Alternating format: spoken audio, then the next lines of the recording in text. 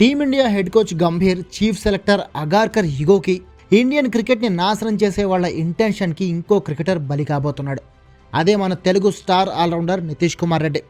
ఇప్పటికే సంజు శాంసన్, శ్రేయాస్ అయ్యర్, యశస్వి జైస్వాల్, తిలక్ వర్మ, రుతురాజ్ గైక్వాడ్, దేవదత్ పడిక్కల్, రింకు సింగ్, ఇషాన్ కిషన్, అక్షర్ పటేల్, మహమ్మద్ షమి, ఆకాష్ దీప్, యుజ్వేందర్ చాహల్, రవి బిష్ణోయ్ ఇలాంటి ఎంతో మంది యంగ్ అండ్ టాలెంటెడ్ ప్లేయర్స్ కెరీర్స్కి దాదాపు ఎండ్ కార్డ్ వేసిన గంభీర్ అగార్కర్ డ్యూ ఇప్పుడు నితీష్ని కూడా టార్గెట్ చేసినట్లే కనిపిస్తున్నారు.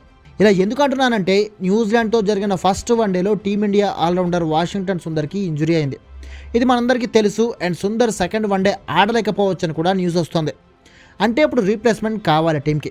అయితే ఏ ప్లేయర్ ఇంజూర్ అయినా ప్రజెంట్ మన దగ్గర రీప్లేస్మెంట్గా ఉన్నదే 3 ఆప్షన్స్.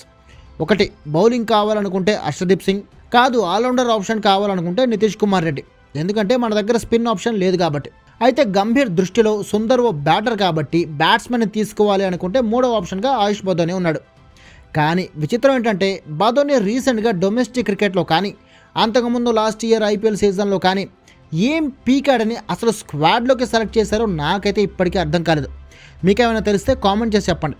బట్ లేటెస్ట్ అప్డేట్ ఏంటంటే, అదే బదోనిని ఇప్పుడు న్యూజిలాండ్తో సెకండ్ ఓడిఐ కోసం ఫైనల్ 11లోకి తీసుకోవాలని గంభీర్, అగార్కర్ అనుకుంటున్నారట.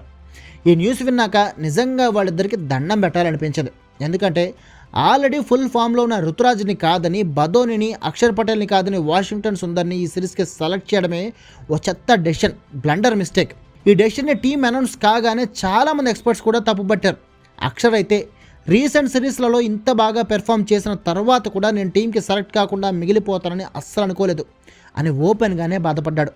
జస్ట్ ఇమాజిన్, ఒకవేళ టీంలో సుందర్, బదోని బదులు అక్షర్, రుతురాజ్ ఉండుంటే టీంకి ఎంత ప్లస్ అయ్యేదో. ఇప్పుడు సుందర్ ఇంజురీతో సెకండ్ స్పిన్ ఆప్షన్నే లేకుండా పోయింది. సరే, అది వదిలేస్తే కనీసం ఓ ఆల్రౌండర్ బదులు ఇంకో ఆల్రౌండర్ని టీంలోకి తీసుకోవాలి. అంటే నితీష్ కుమార్ రెడ్డి ఇప్పుడున్న పర్ఫెక్ట్ రీప్లేస్మెంట్ ఆప్షన్ అనమాట. కానీ నితీష్ని కాదని బదోనిని తీసుకుంటే మాత్రం అది నిజంగా గంభీర్, అగార్కర్ బలుపుకి, వాళ్ళ చెత్త డెసిషన్ మేకింగ్కి పక్కా ఎగ్జాంపుల్ అవుతుంది. అదే జరిగితే వీళ్ళ ఖాతాలో ఇంకో టాలెంటెడ్ ప్లేయర్ కెరీర్ బలైనట్లే. ఇప్పటికే పైన నేను చెప్పిన ప్లేయర్స్ అందరి కెరీర్స్ నాశనం చేసిన గంభీర్, అగార్కర్ డ్యూ ఇప్పుడు నితీష్ని టార్గెట్ చేసినట్టున్నారు. అవునులే, రోహిత్ కోహ్లీ కెరీర్కి ఎండ్ కార్డ్ వేద్దాం అనుకున్న వాళ్ళకి ఇలాంటి చిన్న ప్లేయర్స్ లెక్క వీళ్ళిద్దరూ ఎప్పుడు టీమిండియాకి దూరం అవుతారో, ఎప్పుడు మళ్ళీ మన క్రికెట్ బాగుపడుతుందో అని చాలా వెయిట్ చేస్తున్నా.